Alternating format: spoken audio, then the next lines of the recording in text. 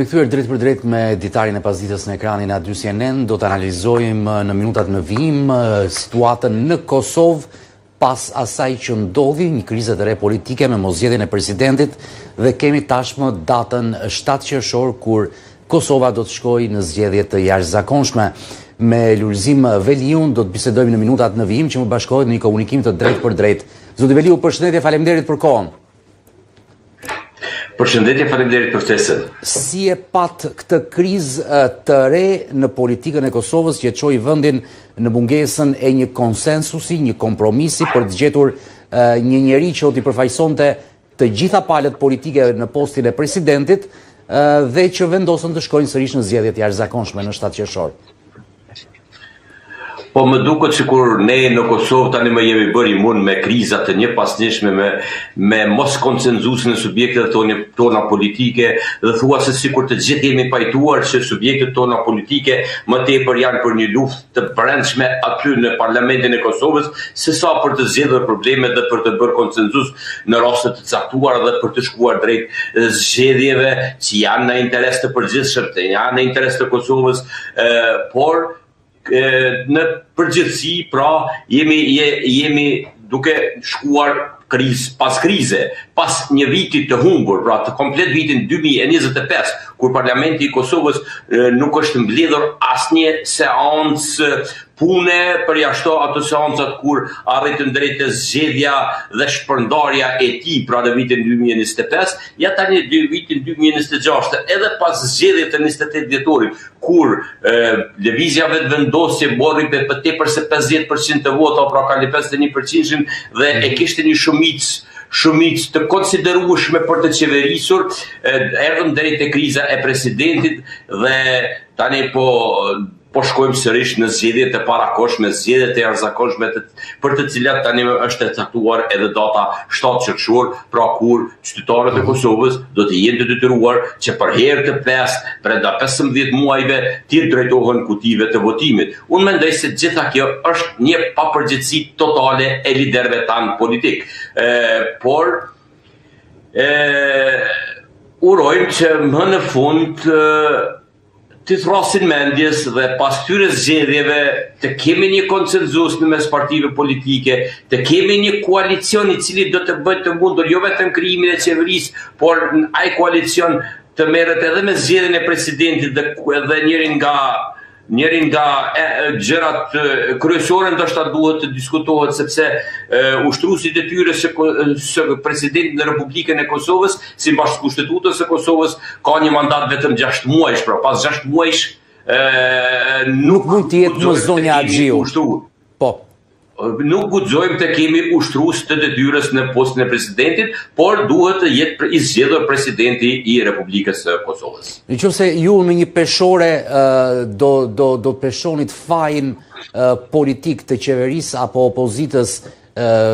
kush ka patur përgjegjësinë kryesore që Kosova shkon në këto zgjedhje të jashtëzakonshme në 7 qershor? Apo e kanë të përbashkët? Po, unë mendoj se komplet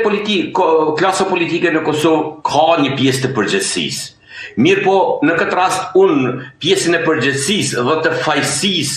do të thoja kështu, do ta kisha ndarë sipas numrit të votave. Po, pra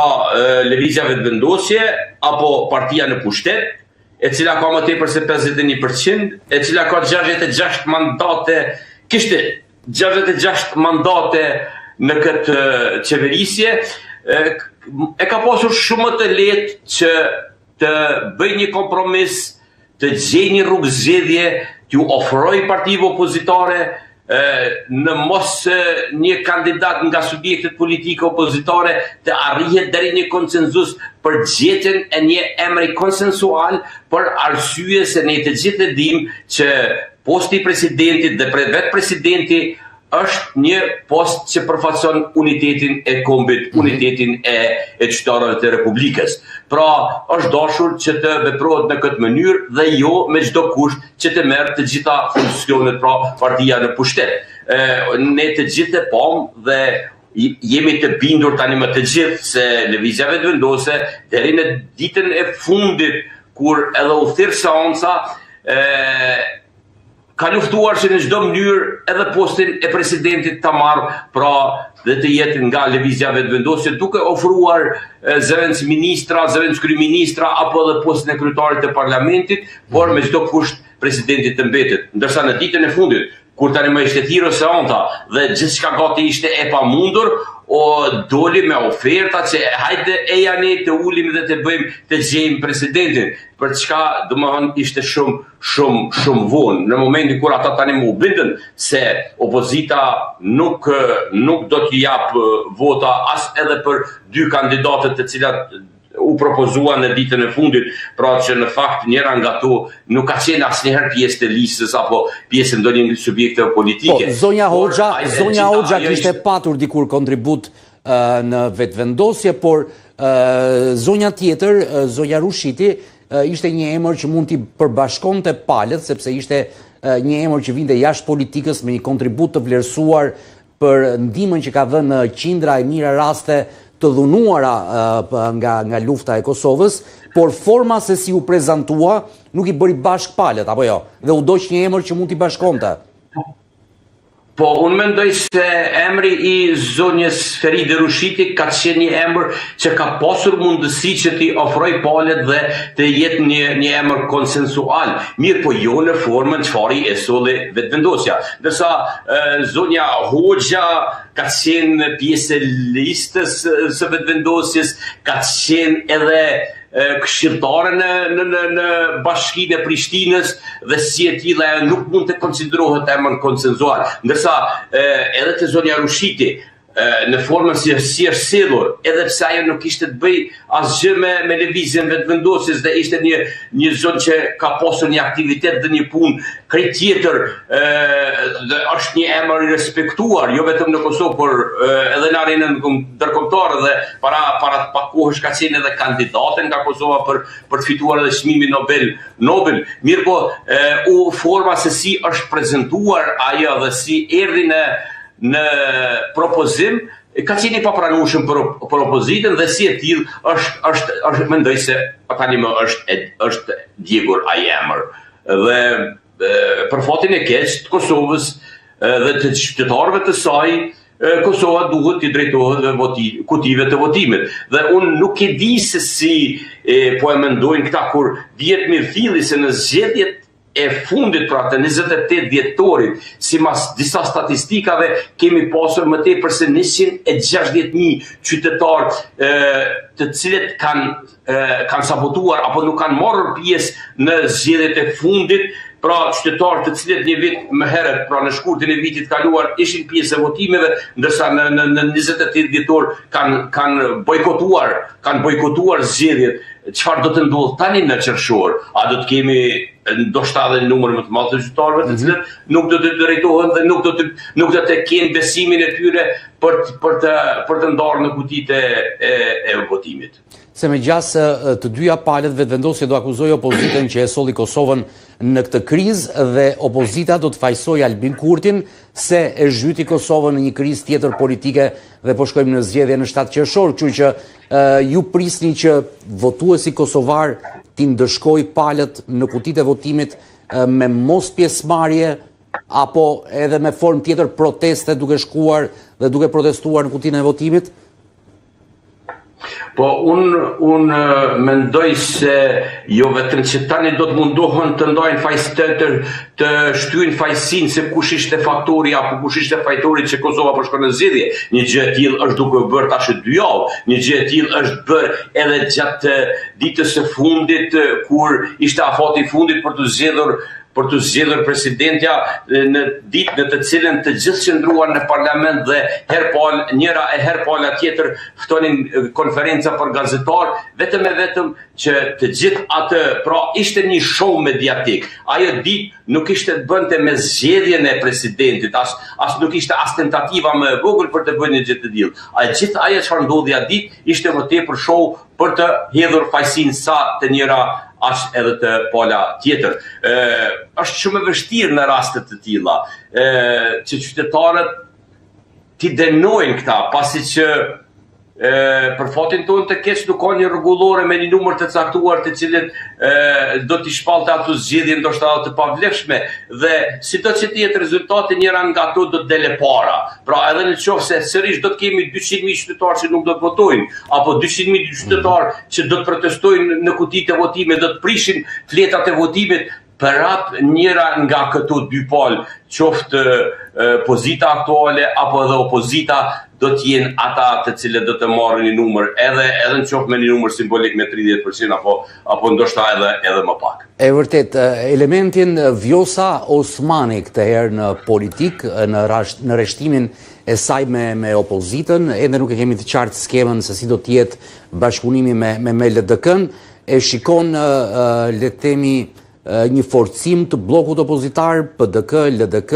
AAK plus Vjosa Osmani përballë vetëvendosjes dhe Albin Kurtit?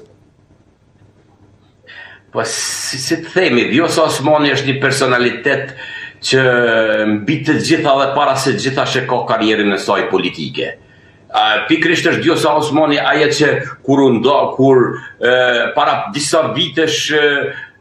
shante fynte gjithçka për lëvizjen vetëvendosje dhe thotë se e vetmja shtëpi politike për të është lidhja demokratike, ndërsa në një moment të caktuar pikrisht ishte ajo që u nda nga lidhja demokratike dhe u bashkua me zotin Kurti vetëm për të ardhur deri te posti i presidentit. Për gjatë mandatit të saj 5 vjeçar nuk e bëri asnjë veprim që mund të klasifikohet si unifikues apo i unitetit kombëtar. Ishte gjithmonë mbështetje edhe në krahët e partisë në pushtet, deri edhe në ditë, edhe në caktimin e datës së votimit. Ndërsa në momentin për data 28 dhjetore keni fjalën. Po pikrisht për datën 28 dhjetor. Mirë po në momentin kur asaj ju cenua pozita e presidentit, tani ka dalur në krahun tjetër dhe pikrisht dëshiron dhe mundohet që të kthehet sërish në shtëpinë e vjetër si çdo një pjesë e tyre. Unë mendoj se Vjosa Osmani sipas disa informacione që kemi, ose do të jetë pjesë e listës së vetëve lëvizjes e lidhjes demokratike të Kosovës, ose ka mundësi që të krijojë një subjekt politik apo një lëvizje e cila do të bashkohet me lidhjen demokratike dhe do të jetë pra një bashkim para fushatës. Unë mendoj se gjëja më mirë që duhet ndodhte në këtë rast ishte që zonja Osmani të provoj veten dhe të matët edhe pa lidhjen demokratike, edhe pa lëvizjen vetëvendosje, e në një rast të tillë ajo do mbeti edhe jashtë parlamentit. Unë mendoj se mund të sjellin një pjesë të qytetarëve apo të ati elektorati që ka ikur nga LDK-ja në lëvizje vetëvendosje, mirë po jo në tërësi apo në numër të madh çfarë e presin disa. Pra nuk mendoj se do të bëjmë një ndryshim shumë të madh. Mirë po në këtë rast në Kosovë po shihet një riorganizim, po shihet një rikthim i disa forcave të tjera, për shembull në këtë rast Partia Socialdemokratike pritet që edhe ajo të jetë pjesë e garës, pastaj Alianca Kosova e Re e Bexhet Pacollit, pra që ka mbajtur një kongresin e saj të radhës dhe në qoftë se do të hiqin kufizimet që ka pasur Komisioni Qendror do të jetë edhe ajo pjesë e garës dhe mendoj se ata do të jenë në një koalicion me lidhjen demokratike të Kosovës. Pastaj kemi informacione se Partia Demokratike do të ketë një koalicion me nismën social-demokratike të cilët në zgjedhjet e kaluara nuk arritën të kalojnë prapë. Pra pritën pra të Fatmir Limaj, pritën disa ndryshime që ndoshta edhe mund të sjellin një ndryshim në rezultat, por jo një ndryshim të madh që do të bënte një tërmet politik. Një gjë të tillë nuk e pres as tani, pasi që edhe vetë opozita nuk i ka kryer detyrimet e tyre ndaj elektoratit dhe ndaj parlamentit, ndaj postit dhe detyrave që i kanë pranuar në zgjedhjet e kaluara. Pra, pak a shumë mund të kemi këtë lloj panorame me plus minus disa deputet të bllokut opozitar në njërin anë dhe vetëvendosjes në anën tjetër.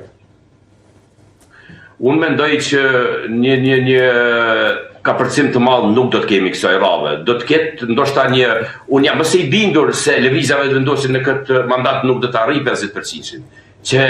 gjë e cila do ta bënë edhe më të vështirë daljen nga problemi. Pra jemi duke shkuar në zgjedhje për të zgjedhur problemin, mirë po mendoj se me këto zgjedhje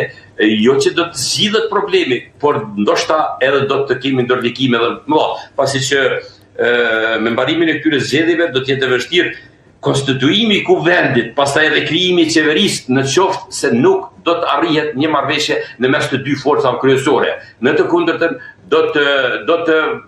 mbesim peng i këtyre zhvillimeve, peng i ngërçeve të njëra pas tjetrës dhe ndoshta do të ketë edhe zgjedhje të tjera deri në fund të vitit.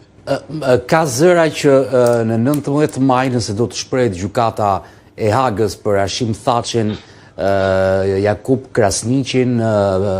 për Kadri Veselin dhe Recep Selimin, dhe nëse do të jetë një pafajësi, do të jetë një element plus për opozitën, Partinë Demokratike, kthimi i tyre të pafajshëm në prag të zgjedhjeve të 7 qershorit në Prishtinë. Po unë s'pari uroj më të mirën për ata përqëllimtarët tanë, të cilët fatkeqësisht ndodhen atje ku nuk do duhet të ishin, dhe uroj që data në 19 maj do të jetë datë e gëzimit për të gjithë shqiptarët kur ata do të marrin pafajësinë. Mirë po, unë mendoj se megjithatë, edhe në qoftë se ata do të lirohen, unë mendoj se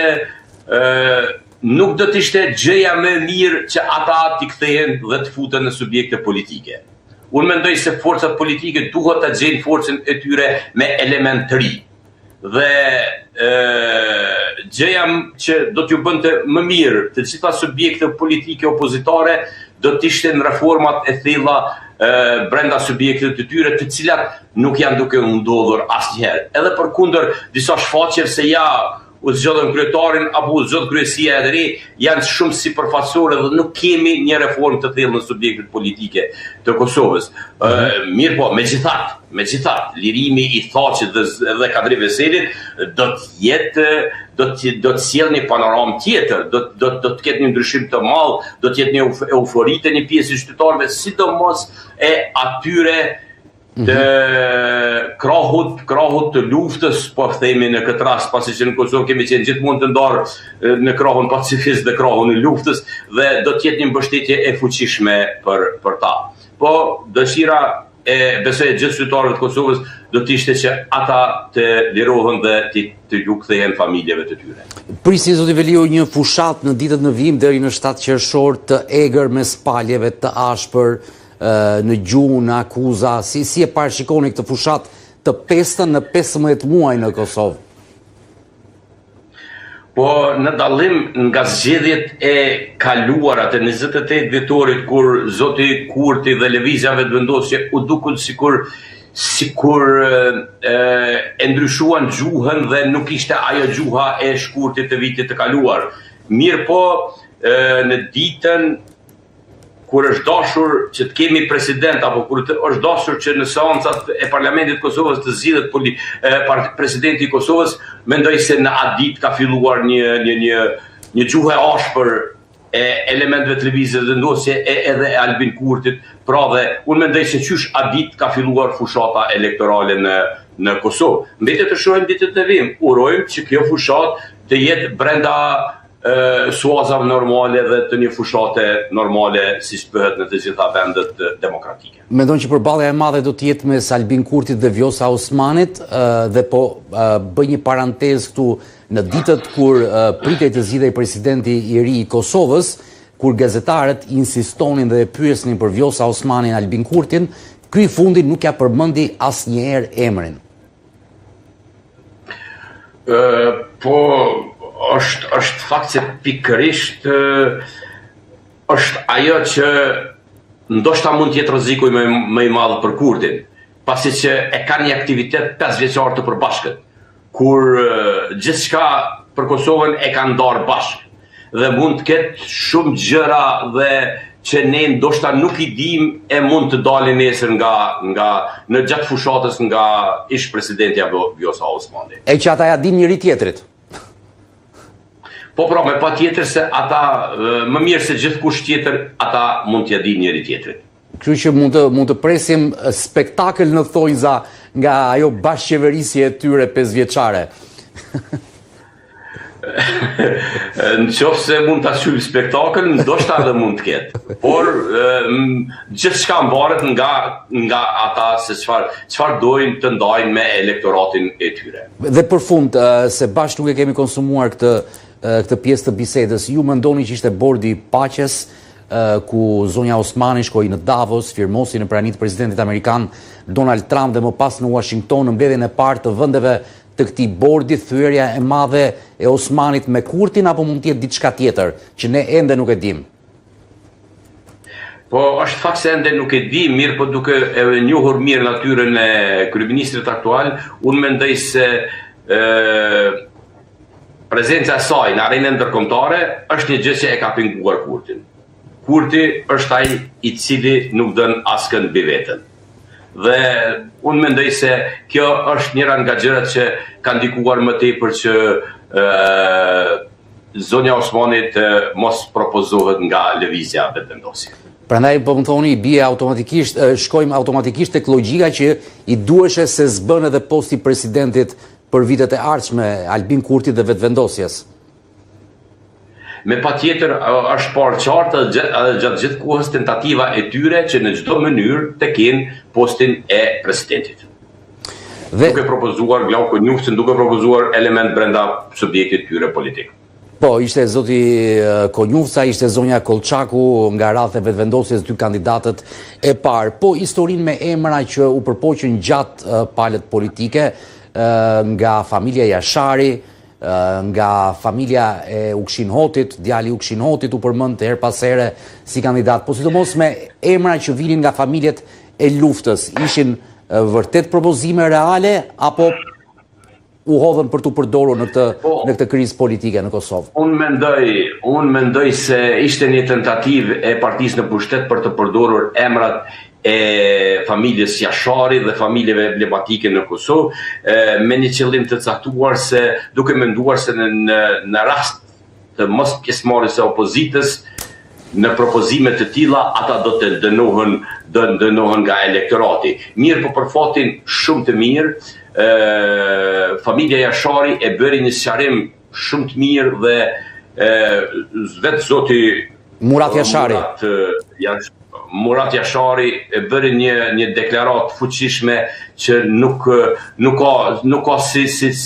thuhet më mirë, pra në një moment caktuar kur ai ishte në punën e tij dhe nuk e kishte idenë se do të intervistohej nga dikush, e tha shumë qartë që familja Jashari nuk ka emër për president në momentin e caktuar. Kështu që mbëritëm në këtë krizë, kur palët nuk gjetën konsensus dhe kompromis, tashme do të jenë në fushat, të shikojmë se çdo të prodhoj 7 qershori. Unë mendoj se një propozim për emrat e familjes Jasharit, kur ndoshta edhe do t'ishte e pranueshme edhe për ata, do t'ishte një bashkëbisedim me të gjitha subjektet politike dhe me konsenzus të vendoset emri i tyre, e pastaj të shkohet të familja dhe të bisedohet. E jo në formën çfarë e ka bërë lëvizja vetëvendosje. Por megjithatë, ata e thanë shumë qartë se nga familja Jashari nuk do t'i bëhen pjesë politikës dhe ata do t'jenë aty vetëm në një stat emergjente të Kosovës. E një stat të tillë Kosova sot nuk është, kështu që subjektet politike duhet të gjejnë konsenzus dhe të përcaktohen për një emër i cili do t'jetë i pranueshëm për të gjitha subjektet politike dhe të gjithë qytetarët. Nuk është biseduar me askën në shoqërinë civile, nuk është biseduar me askën në akademi, nuk është biseduar me universitetin, nuk është biseduar vetëm me kryetar partisë, edhe ajo është vetëm në një për një. Nuk kemi pasur asnjëherë edhe një takim të gjitha forca politike parlamentare që të diskutohet pak më gjerë dhe të krijohet mundësia e gjetjes së një emri i cili do të ishte i pranueshëm. Zoti Veli, unë falenderoj për kohën dhe analizën që ndam së bashku. Do të shikojmë se si do të shkojë fushata në ditë të ardhshme deri në 7 qershor. Falenderoj. Faleminderit, ishte kënaqësi.